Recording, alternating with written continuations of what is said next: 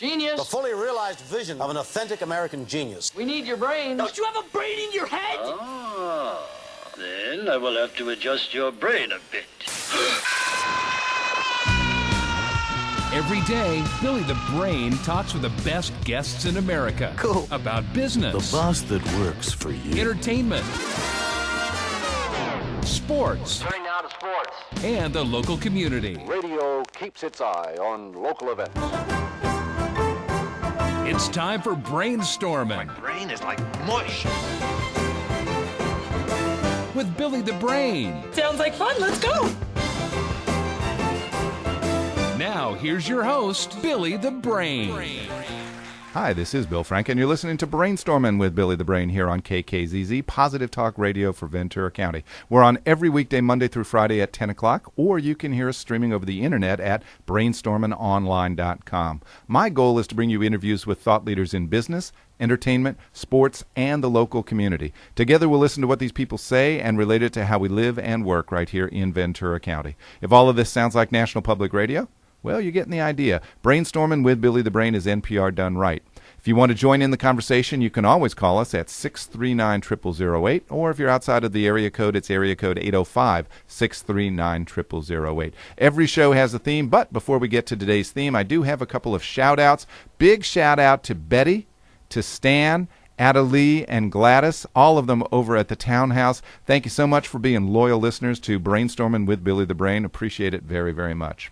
As I said, every show has a theme, and today's theme is Let the Market Decide. Each of my guests will discuss how the market decides success and failure. My first guest is an energy expert who will blow the lid off of everything you've ever heard about renewable energy. He'll share the facts about this growing industry and why our energy policies need to be overhauled. My second guest is an apostle of free market capitalism. Despite the bad rap that capitalism has received over the past 3 years, he contends it's still the best economic alternative. He'll explain why from his latest book titled The Free Market Capitalist Survival Guide. My third guest believes the wisdom of the marketplace, specifically the Google sphere. She's the creator of Google's Webmaster Central and is a former Google spokesperson. She'll explain marketing in the age of Google. And as I said, if you want to join in the conversation, you can always call us at 805-639-0008. My first guest, Craig Shields, is a business marketing consultant and a clean energy technology advocate. He's an unbiased source of information on the clean energy technology. Craig's research encompasses math, physics, chemistry, biology, economics, sociology, marketing, psychology, international relationship, history, and political theory. His latest book is titled Renewable Energy, Facts and Fantasies. Craig holds an undergraduate degree in physics, so it makes him very knowledgeable on the subject. Welcome to the show, Craig. How are you doing today? I'm fine, thanks, and thanks so much for having me on. Well, it's our pleasure, especially because I love to interview thought leaders in their particular field. So you write about the tough realities of renewable energy, because we're at the intersection of three very big types of challenges: a technological challenge, economic challenges, and political challenges. Give us some of the challenges that you see we're facing right now with renewable energy in each of those three areas. Well, there are, as we all know, there are a dozen or so technologies all changing every day, becoming more efficient, less expensive, vying for a role in our energy future. So that's very exciting in and of itself, and that's enough to keep anybody very busy researching. I tend not to be an expert in any one of them, but the book, Renewable Energy Facts and Fantasies, is a compilation of interviews with subject matter experts. So I talk to a senior researcher in wind and hydrokinetics and photovoltaics and so forth. But for my money, and getting on with the theme of the show here in terms of letting the market decide, the more interesting elements of this thing, the real gating factors, are not so much technological, they're more economic and political. And that's rooted in the fact, it's rooted in dozens of facts, but one of them is that we subsidize the fossil fuel industries 12 times the degree to which we subsidize renewables. So we have artificially cheap competitors to renewables, which makes this an extremely difficult calculus in terms of where are we going, what does the public sector need to do. One thing, I mean, we're talking obviously about the private sector letting the market decide, But the public sector really needs to just simply, if you really want to see renewable energies, just pull those subsidies and watch how fast the cost of wind and photovoltaics and solar thermal and all of these things are going to look pretty good pretty quick. Well, let's just stop you right there, because this is one of the key issues where you blow the lid off of the current thinking that's out there. You talk about the subsidies. They're 12 times the subsidies that renewable energies get. Give us some examples of subsidies for fossil fuel being oil, being coal, etc. Well, at the tax, there's dozens of them, and some of them are very obvious, and some of them are hidden. There are low-interest loans. There are tax incentives.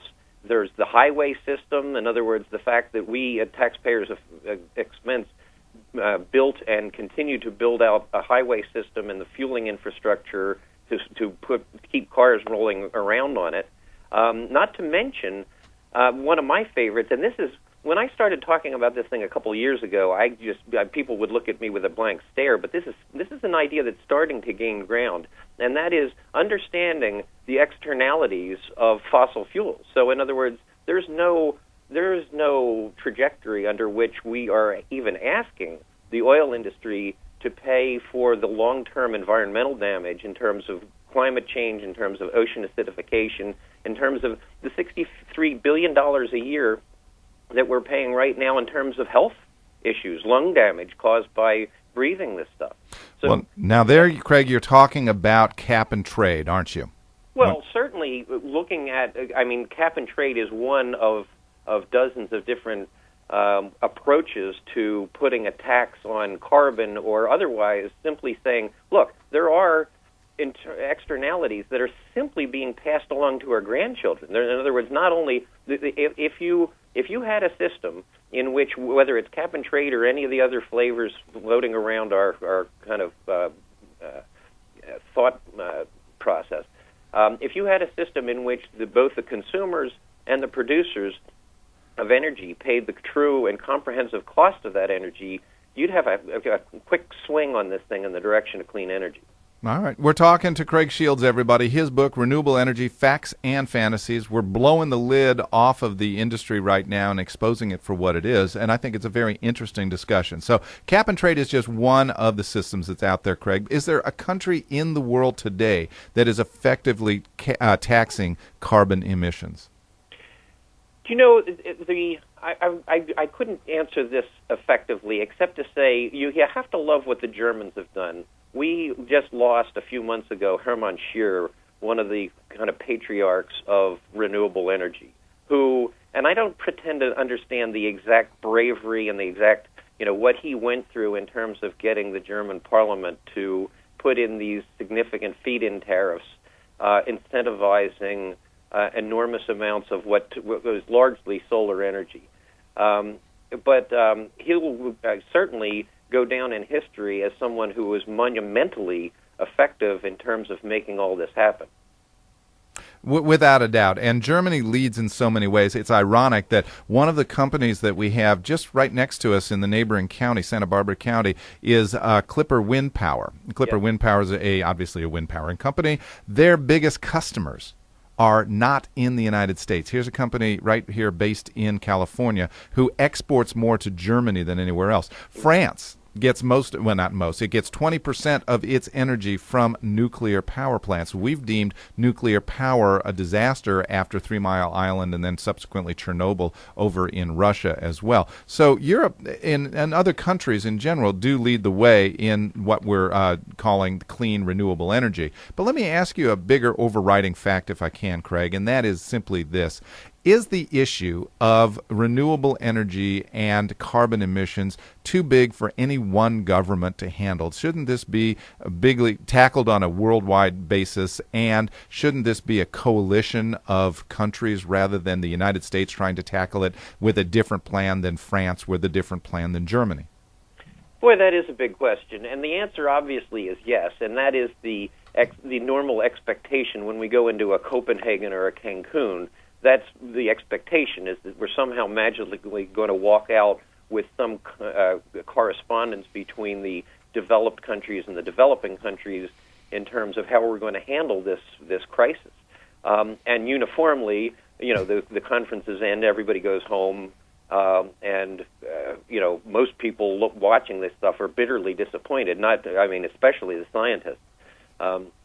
Clipper, as a matter of fact, you mentioned Clipper Wind Power. My interview on wind in the book is with the chief scientist of Clipper, Amir Mikhail, and my interview on global warming was with Professor Ramanathan of Scripps Institute of Oceanography, who was within a couple of days after my interview was headed for Copenhagen, recognizing that this was going to be a horrible waste of time. And he was very despondent about this thing and putting together alternative plans. What are we going to do? I mean, here's a guy who's roundly credited with discovering global warming in 1972, correctly predicting that by 1980 there'd be a measurable increase in the temperature of the Earth's atmosphere. And extremely highly decorated guy, almost in tears, recognizing that. I said, don't you feel that you're under pressure personally with the deniers and so forth? He goes, look, don't feel sorry for me, pal. You guys, I represent 7 billion people on this planet, all of whom are in danger. And we do have a problem to solve, but don't worry about me. All right, we're talking to Craig Shields, everybody, author of the book Renewable Energy, Facts and Fantasies. And since you've gone down this path, Craig, and we're talking about blowing the lid off of things, let me take the point of view of one of those deniers. Does global warming exist? And here's why I say that. 40 years ago, scientists were warning us of the coming ice age. Temperatures were below normal, how does the environment swing from going from an ice age 40 years ago to global warming where we are right now in what is relatively short time geologically speaking? Well, it's certainly very short geologically. Here's my position on this thing. First of all, I would point out that whether or not global warming exists, I personally believe it, and I'll tell you why in a second. But whether or not it exists, it's kind of moot, ironically, with all the bombast about this, all the noise being made by the oil companies and all the stimulated discussion on this thing. There are 5 or 6 other completely independent reasons to knock off our dependence on fossil fuels that have absolutely nothing to do with global warming. I know there are people who don't believe in global warming, but are there people who don't believe in terrorism or that are borrowing $1 billion a day to buy foreign oil from regimes that hate the United States and its interests? I don't understand. I think that we can kind of bracket or table this conversation of global warming. Having said that, let's bring it back on the table and say this. I'm not a climate scientist. I'm a guy who interviews climate scientists, but I've spoken with enough of them that I believe, just like I believe there are people who believe that the Earth is flat, there are people who have all kinds of ideas that I have opinions on music and art and architecture and things that are essentially opinion-based things, but I don't have independent opinions on science. I just go ask the scientists who have performed, literally millions of man-hours of research and study on this subject. A friend of mine asked when I started this thing, he goes, why don't you do your own independent research? I go, that's just out of the question. I simply need to trust what accepted scientists and scientific studies have proven on this. Well, and to answer your question, I don't know. How can the presumption that we were headed into an ice age change associated with? Well, essentially, it is the discovery, and this was Ramanathan's discovery, that he goes, look, if there are greenhouse gases in terms of methane and so forth, he was the guy who suggested that carbon dioxide was in fact a greenhouse gas, and ultimately proved it with 4 decades of research.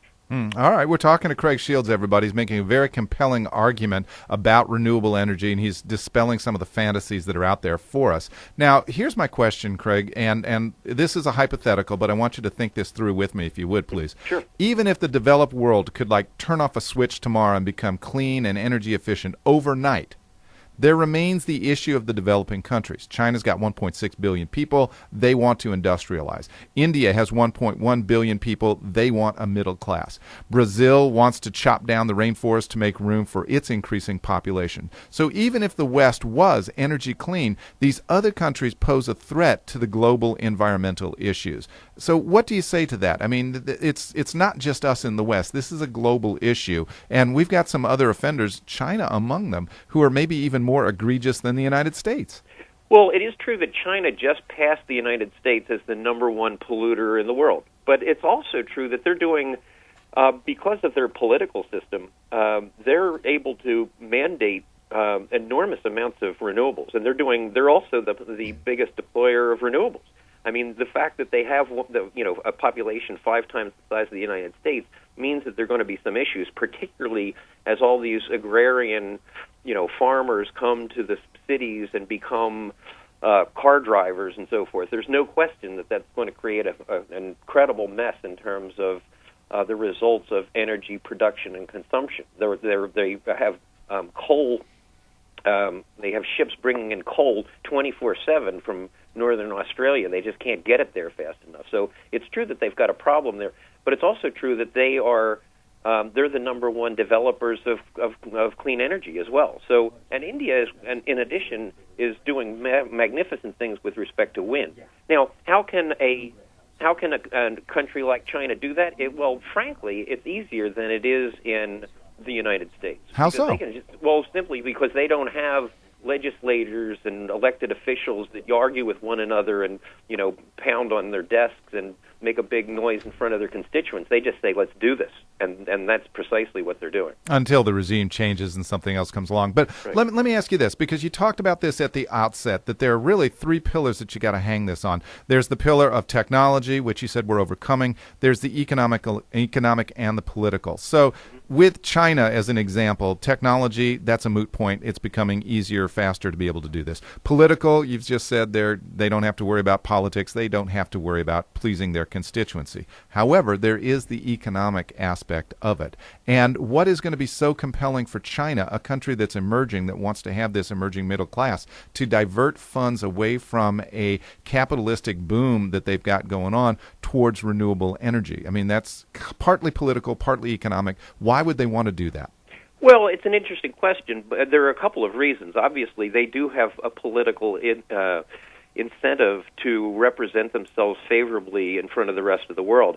But I think even more to the point, which they demonstrated in the Beijing Olympics, they went bananas trying to make sure there wasn't a particle of soot in the air over Beijing for that period of time. But I don't think that's really the point. The point I would like to make on this thing is that we're rapidly approaching the point of what's known as grid parity, the point at which an incremental, megawatt of electricity is just as inexpensive to develop from wind or photovoltaics, and right behind that, half a dozen other technologies, as it is from coal.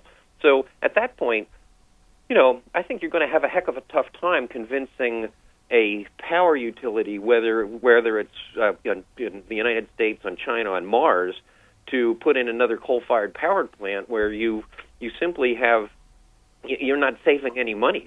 All you're doing is ruining the planet for no reason at all. That's going to be a heck of a difficult. I'd love to be a fly on the wall of a conference room where they're talking about, the coal guys come in and then try to sell Duke Energy or whatever on the next coal-fired power plant. And we're going to have to leave it there. We've been talking to Craig Shields, everybody. His book, Renewable Energy Facts and Fantasies. Craig, if people want to learn more about you, they like what they hear in the sound of your voice, where would you direct them to go on the Internet? Well, in fact, my website is 2GreenEnergy.com. Thanks for asking, by the way. The number energy.com. And if you, by the way, you can buy the book on Amazon, obviously, but if you want a free copy of it, electronic copy, you can go to 2greenenergy.com/radio. All right, that's 2, the numeral 2, greenenergy.com. Craig, thank you so much for being our guest here on Brainstormin' with Billy the Brain. We'll talk to you down the road. Happy to do it, Billy. Take care. And we'll be back with our next guest, Jerry Boyer, talking about the virtues of free market capitalism after this short break. the most original Mexican flavor. That's what Yoli's Fresh Mex Grill owners Edith and Heriberto brought with them to Ventura from San Buenaventura, Mexico. The recipes are true Jalisco flavors, spicy hot, using the right blend of chiles and green tomatillos. Try Yoli's Fajitas Mariscos Burrito.